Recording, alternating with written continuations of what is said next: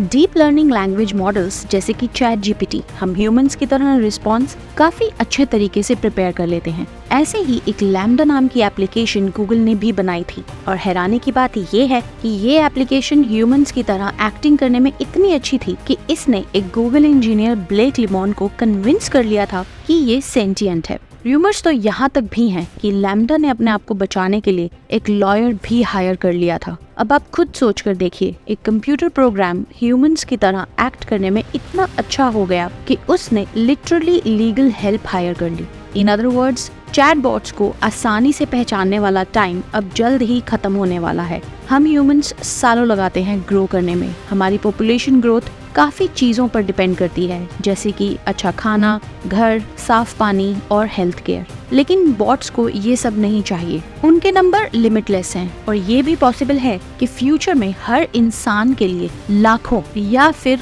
करोड़ों बॉट्स होंगे। 2019 में फेसबुक ने क्लेम किया था कि उसने 5.4 बिलियन फेक अकाउंट्स को बंद किया था, जो कि एक्चुअल यूजर्स से लगभग डबल था। दूसरे प्लेटफॉर्म पर भी यही सेम स्टोरी है। इलॉन मस्क ने कहा था कि ट्विटर पर लगभग 20% अकाउंट्स फेक हैं। हाय फ्रेंड्स, क्या आपने डेड इंटरनेट थ्योरी के बारे में सुना है? इस थ्योरी को मानने वाले ये कहते हैं कि इंटरनेट 2016 या 2017 में खत्म हो चुका है। अब ये जितना अजीब साउंड करता है, इसके पीछे की थ्योरी उतनी ही ज्यादा इंटरेस्टिंग होने वाली है।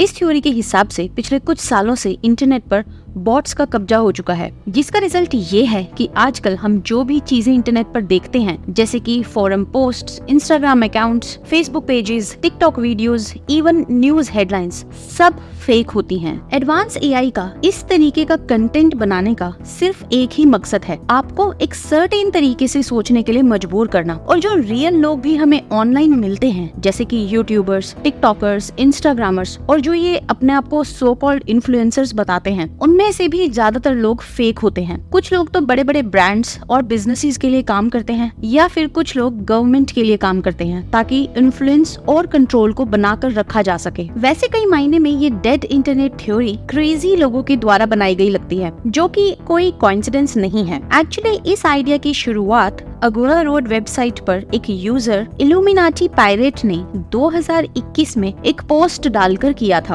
अब इस तरीके की थ्योरी के रिलायबल होने के चांसेस काफी कम हैं, लेकिन फिर भी लोग आज भी इसके बारे में बात कर रहे हैं। ये स्टोरी मेन स्ट्रीम मीडिया ने भी कवर की है। अब इसके पीछे रीजन चाहे जो भी हो, लेकिन डेड इंटरनेट थ्योरी पर लोग समहाउ भरोसा करते हैं। तो चलिए अब आते हैं एक्चुअल सवाल पर कि क्या ये सच है। चलिए इसके कोर आइडिया को एग्जामिन करते हैं। ये कॉन्सेप्ट इस बात पर बेस्ड है कि हम जो कुछ भी ऑनलाइन देखते हैं वो वैसा नहीं होता। शायद आपने भी ये नोटिस किया होगा, शायद आपने ये भी फील किया होगा कि इंटरनेट के साथ कुछ तो गड़बड़ है। अब आप ये नहीं जानते कि क्या, लेकिन ये वीडियो आपको सोचने पर मजबूर जरूर कर देगा। ये सब उस आइडिया के साथ शुरू हुआ जो कि कहता है कि इंटरनेट के साथ कुछ तो गड़बड़ है। इंटरनेट की शुरुआत में जो क्रिएटिव वर्ल्ड एग्जिस्ट करता था, वो आज चेंज होकर काफी बोरिंग बन गया है। एक ऐसी कैपिटलिस्ट मशीन जहां सब कुछ रिसाइकल होकर रिपीट होता रहता है। आपने ये भी नोटिस किया होगा कि पुराने आर्टिकल्स पॉपअप होते रहते हैं, ओल्ड मीम्स फिर से वापस आते रहते हैं। अगर आप इंटरनेट काफी टाइम से यूज कर रहे हो तो आपने ये नोटिस किया होगा कि आज का इंटरनेट पहले के मुकाबले काफी ही अलग है। पुराने दिनों में यूनिक वेबसाइट्स होती थी, लोग अपनी क्रिएटिविटी पूरी दुनिया के सामने रखते थे और सब कुछ काफी ही ज्यादा इंटरेस्टिंग लगता था। बट आज का इंटरनेट काफी ही जेनेरिक लगता है। इंटरनेट इतना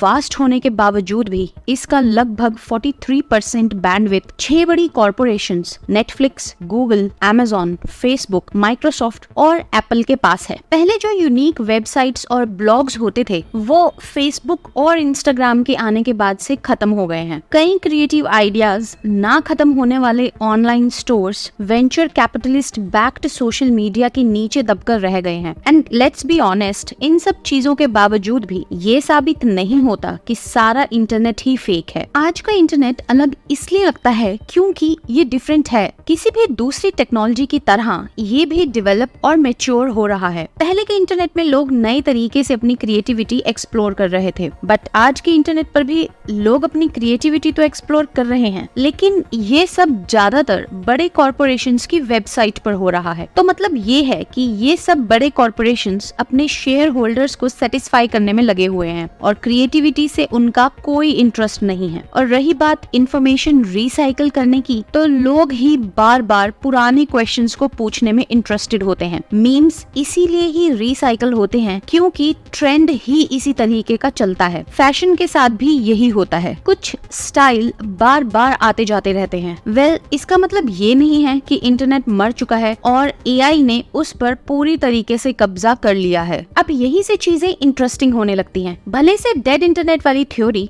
आज के इंटरनेट का एक्यूरेट डिस्क्रिप्शन नहीं है, लेकिन इसके काफी ज्यादा चांसेस हैं कि फ्यूचर में ये थ्योरी काफी एक्यूरेट साबित हो सकती है। आप ये तो जानते ही होंगे कि इंटरनेट पर बॉट्स काफी ज्यादा यूज होते हैं, लेकिन आपको ये जानकर हैरानी होगी कि 2021 में इंटरनेट का ऑलमोस्ट आधा ट्रैफिक बॉट्स यूटिलाइज कर रहे थे। इनमें से कुछ बॉट्स फ्रेंडली होते हैं जैसे कि चैट बॉट्स, लेकिन बाकी के बॉट्स जो कि इंटरनेट का ऑलमोस्ट 27% है, काफी अनफ्रेंडली होते हैं। कुछ आपसे पैसे का स्कैम करने के लिए यूज होते हैं, कुछ आपके थॉट्स और ओपिनियंस को चेंज करने के लिए यूज होते हैं। इन बॉट्स को इस तरीके से देखो जैसे कि ये इंटरनेट के कैंसर की तरह है जो इसे खत्म करने में लगे हुए हैं। एंड ऑफ कोर्स हमें बॉट्स के बारे में बहुत ही आसानी से पता चल जाता है। उनकी अजीब सी लैंग्वेज, अजीब सा यूजर नेम और प्रोफाइल में ना के बराबर एक्टिविटी, एटलीस्ट ये हम सब एज्यूम करते हैं। लेकिन क्या हो अगर बॉट्स इतने एडवांस हो जाएं कि हम ह्यूमंस और मशीन में फर्क ही ना बता सकें, और जब ऐसा दिन आएगा हम उन्हें कैसे पहचानेंगे? वेल, एक तरफ तो मैं ये कह रही हूँ कि इंटरनेट पूरे तरीके से डेड नहीं हुआ है, और दूसरी तरफ ये कि एक ऐसा टाइम आने वाला है जहाँ हम बॉट्स और ह्यूमंस में डिफरेंस पता नहीं कर पाएंगे। तो हमें कैसे पता कि वो टाइम अभी तक आया नहीं है? एब्सोल्यूट सर्टेनिटी के साथ तो ये कहना काफी मुश्किल है कि एडवांस टेक्नोलॉजीज को बुरे कामों में ऑलरेडी यूज नहीं किया जा रहा, लेकिन फिलहाल अभी तक ये उस लेवल पर नहीं पहुंची है, क्योंकि ऐसे बॉट्स जो कि एक्चुअली में लोगों को बेवकूफ बना सके वो अभी तक